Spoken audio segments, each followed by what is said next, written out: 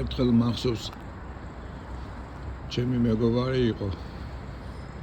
მოლდაველი ჩამოსული თბილისში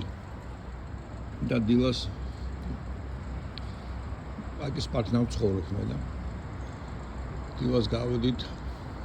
ვაკის პარკის სასეირნო დავედით ცოტა მაღლა ძაღლი მყავდა და გამომყარ ძაღლის გასასეირნელო დავედით ცოტა მაღლა და ვიდექით ზემოდან და გადავყურებდით იქ სადაც ზემოდან გადავყურებდით ჩამოსასვლელს კიბეებს და სადაც ის შადრევანი არის ეს გეუბნებით 15 შეიძლება 15-18 წლის წინ და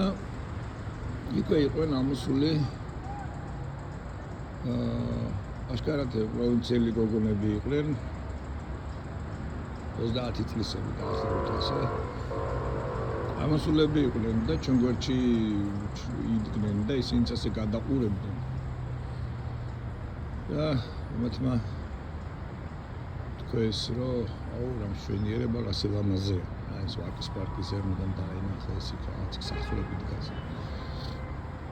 ну თავიანთ რაიონთან შედარებით ამას უთხარი ესენი ამბობენ მეთქი რომ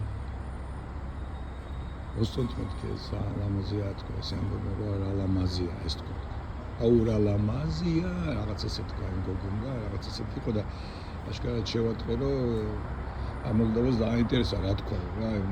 დავუკვირდი იმიტომ ცოტა ხმამაღლა თქვა იმ გოგონმა ეს ხელის ჟესტით უთხარი